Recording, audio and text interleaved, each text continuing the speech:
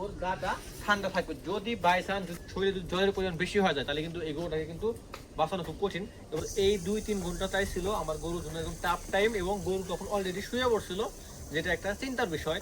তো এই পর্যায়ে এসে আমি কিন্তু এই 2-3 ঘন্টার ভিতরে কিন্তু আমি আমার গরুকে কিন্তু মানে প্রাথমিক চিকিৎসাটা দিয়ে দিচ্ছি, সেটা এবং বিনামূল্যে। তো ডাক্তার আসার আগে আপনাকে অবশ্যই প্রাথমিক চিকিৎসা দিতে হবে। সকালে গরুর গোয়ালে ঢোকার পর থেকে আমার মনটা অনেক খারাপ, কারণ দেখতে পাচ্ছেন এই বর্তমান সময়ে গরু বাছুরের জ্বর আর ঠান্ডা ভাই এমন হারে ভাই আক্রমণ শুরু করছে, প্রত্যেকটা খামারি মাথায় হাত। তো আজকে মূলত আপনার সাথে ডিটেলস আলোচনা করবো এই জ্বর এবং ঠান্ডা থেকে আপনার গরু বাছুরকে কিভাবে বিনামূল্যে রক্ষা করতে পারবেন, তার জন্য কিছু প্রো টিপস দেবো আপনাদেরকে। তার আগে আপনাদেরকে দেখাই যে এই যে আমার বাছুরটা, এটা কিন্তু কালকে রাত থেকে জ্বর এবং ঠান্ডায় আক্রান্ত। আসলে আমি বুঝতেই পারি না এই জ্বর কখন ঠান্ডা লাগছে ভাই, ঠিক আছে। কালকে গত রাত 12টার সময় দেখি যে একটা গরু কাশতেছে, যা দেখি তো কাশতেছে, পরে ওখান থেকে আমি তুলসী পাতা নিয়ে খাওয়াই দিই, এবং সকালে ওঠার পর দেখতেছি যে ওর নাক দিয়ে অনবরত পাকা হিট চলে আসছে, ঠিক আছে। তারপর কি করলাম, আমি প্রাথমিকভাবে ওকে দেখার পরে দেখলাম যে না ও খাওয়া দাওয়া করতেছে না, এবং দেখতে পাচ্ছেন ও কিন্তু সারাদিন খায় নাই। তারপরে কিন্তু ওর পেট কিন্তু মোটামুটি ভরা, কারণ কালকে সন্ধ্যা পর্যন্ত ও অনেক ভালো খাইছে, বাট সকাল থেকে কিছু খাইতেছে না। এই যে দেখতে পাচ্ছেন ঘাট দিয়ে রাখছি, খাইতেছে না। ডাক্তারকে সকাল সকাল ফোন করলাম, তো ডাক্তার বললো তো 15 মিনিট ভিতরে চলে আসতেছে, কিন্তু সে আস্তে আস্তে 2-3 ঘন্টা পরে আসলো। তো এই 2-3 ঘন্টাটাই ছিল আমার গরুর জন্য একদম টাফ টাইম, এবং গরু তখন অলরেডি শুয়ে পড়ছিল, যেটা একটা চিন্তার বিষয়। তো এই পর্যায়ে এসে আমি কিন্তু এই 2-3 ঘন্টার ভিতরে কিন্তু আমি আমার গরুকে কিন্তু মানে প্রাথমিক চিকিৎসাটা দিয়ে দিচ্ছি, সেটা এবং বিনামূল্যে। তো ডাক্তার আসার আগে আপনাকে অবশ্যই প্রাথমিক চিকিৎসা দিতে হবে। আমাদেরকে জানতে হবে যে এই সিজনেই কেন গরুর এত জ্বর ঠান্ডা লাগে। আপনি যদি লক্ষ্য করে দেখেন প্রত্যেকটা খামারে একটা না একটা গরু এরকম জ্বর ঠান্ডা লাগছে, এবং জ্বর ঠান্ডা লাগার সাথে সাথে কোনো গরু যদি পাতলা পায়খানা হয় তাহলে সেই গরুটা কিন্তু বাঁচানো অনেক মুশকিল হয়ে যায়। আলহামদুলিল্লাহ আমারটা মোটামুটি একটু পায়খানা করতেছে, খুবই কম, বাট পাতলা পায়খানা হয় নাই, তো এটা একটা মানে ভালো ব্যাপার।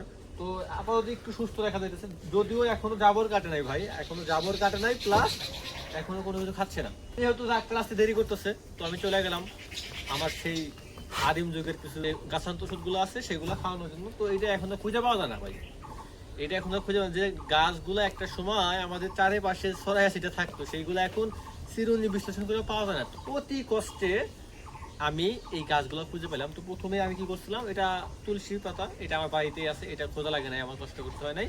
প্রথমে আমি কি করলাম, ওকে তুলসী পাতা খাওয়াই দিলাম। তো এটা আপনারা চেষ্টা করবেন তুলসী পাতাটা সুন্দর করে পাটায় বেটে বা রস করে খাওয়ানোর জন্য, কারণ আমি কিন্তু ওরকম রস করে খাওয়াই নাই, আমি সরাসরি খাওয়াই দিছি। তারপরে যেটা সেটা হচ্ছে সরিষার তেল আমি ওর গরুর 2 নাকের ভিতর দিয়ে দিলাম। এতে করে কি হয়, গরু মানে ঘন ঘন হাসি দেয়, এবং মানে হাসি দেওয়ার সাথে সাথে নাকের ভিতরে ইগুলা জীবাণুগুলো বের হয়ে আসে। তো তারপরে গরুর মাথায় শিঙে আমি সরিষার তেল দিছি, এটা আমার মানে নানা এবং নানির কাছ থেকে শেখা। তো এটা অনেক কার্যকর, সরিষার তেল গরুর ঠান্ডার জন্য একটা কার্যকর জিনিস। তারপরে যেটা সবচেয়ে অমূল্য একটা রতন গরুর ঠান্ডা কাশির জন্য, ঠান্ডা বা জ্বরের জন্য বা কাশির জন্য, সেটা হচ্ছে আমাদের এইখানে বলে হচ্ছে ডল কলস। এই গাছটায় সাদা সাদা ফুল ফোটে, আপনারা বেরোয় দেখতে পাচ্ছেন, এবং এই ফুলগুলো মুখে নিলে অনেকটা মিষ্টি লাগে, মুখে নিয়ে চুষলে অনেকটা মিষ্টি লাগে। বৈজ্ঞানিক ভাষা হয়তো ধেইচা বলে, এরকম কিছু একটা। তো যাই হোক আপনার ভিডিও এই গাছটাকে হয়তো অবশ্যই চিনতে পারছেন। তো এইটা আমি অনেক কষ্ট করে খুঁজলাম, এবং খোঁজার সময় দেখি যে পুরো এলাকায় হাতে গোনা আমি 7-8টা গাছ খুঁজে পেলাম, খুবই ছোট ছোট। যে গাছগুলো এত বড় বড় হয় সেগুলো খুবই ছোট ছোট, এবং আমি গাছগুলো লক্ষ্য করে দেখলাম এই গাছগুলা আমার মতো কেউ খুঁজে খুঁজে বের করে এই ডোগাগুলা ছিঁড়ে ছিঁড়ে নিয়েছে। তো আমিও কি করলাম, এই ডোগাগুলা ছিঁড়ে ছিঁড়ে নিলাম, কারণ এই গাছগুলো যেহেতু এখন বিলুপ্ত পায়, এটাকে যদি আমি মোটা সহ উঠাই ফেলি তাহলে কিন্তু অন্য কেউ বা অন্য কারো উপকার হবে না। তো আপনার এলাকায় আপনারা এগুলো খুঁজে পান, যদি অনেক বেশি থাকে তো চেষ্টা করবেন এই গাছগুলোকে বাঁচিয়ে রাখার জন্য, এবং যদি খুবই কম পরিমাণে থাকে দয়া করে মোথা সহকে তুলবেন না, জাস্ট ডোকাটা কেটে নেবেন। তো এটা আনার পরে এটা আপনারা সেম কাজ করতে পারেন, রস বানিয়ে খাওয়াইতে পারেন। যদি আপনার গরুকে আপনি এই ডল কলসের রস খাওয়াইতে পারেন তাহলে আপনার গরুর ঠান্ডা জ্বর কোনো কিছু থাকবে না, বা যদিও থাকে সেটা অনেক হারে কমে যাবে। তো প্রাথমিক অবস্থায় আপনি কি করবেন, আপনাকে করতে হবে কি আপনার গরুর এই চিকিৎসাগুলো বা ট্রিটমেন্টগুলো দিতে হবে। এবং আমি যখন ডাক্তার আসে তখন ওর জ্বর ছিল 104 ডিগ্রি।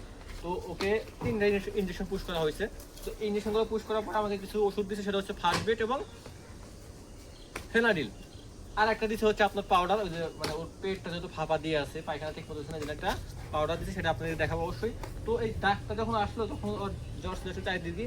তো এই অবস্থায় আপনার গরু যদি জ্বর আসে, আপনার গরুকে আপনি যদি পারেন সুন্দর করে অল্প পানি একটু মানে গোসল করায় দিবেন, এবং দিনে অন্তত 3 থেকে 4 বার আপনি মানে একটা গামছা দিয়ে পানি দিয়ে ওর গাটা মুছে দিবেন, অল্প মানে হালকা পানি দিয়ে গাটা মুছে দেবেন। তাহলে কি হবে, ওর গাটা ঠান্ডা থাকবে। যদি বাই চান্স যদি মানে শরীরে যদি জ্বরের পরিমাণ বেশি হয়ে যায় তাহলে কিন্তু এই গরুটাকে কিন্তু বাঁচানো খুব কঠিন। এবং এমন অবস্থায় এই জ্বরগুলোতে আমি যে খোঁজ খবর নিয়ে দেখলাম যে প্রত্যেকটা গরু অন্তত 3 দিন ধরে আক্রান্ত আছে, এবং অনেক গরুগুলাই মানে পা খোরাইতেছে এবং হাঁটতে পারতেছে না। শুধুমাত্র জ্বর ঠান্ডার কারণে গরু কিন্তু পা খোরাইতেছে, হাঁটতে পারতেছে না। এটা একটা অনেক ভয়াবহ একটা বিষয়। যাদের বড় বড় গরু আছে, যদি বাই চান্স যারা কোরবানির জন্য রাখছেন, যদি ঠান্ডা বা জল লাগে এবং আপনার গরু 3 দিন না খায়, আপনি একটা খামারই বলতে পারবে যদি কোনো গরু 3 দিন না খায় সেই গরুটার কি একটা অবস্থাকে দাঁড়াবে। অন্তত আপনার ওই গরুর মূল্য 7 থেকে 8 হাজার টাকা কমে যাবে, তারও বেশি হতে পারে। তো আসলে আমরা চেষ্টা করবো। তো তারপরে ডাক্তার সাহেব আসলো, উনি মোটামুটি চিকিৎসা দিল। আমি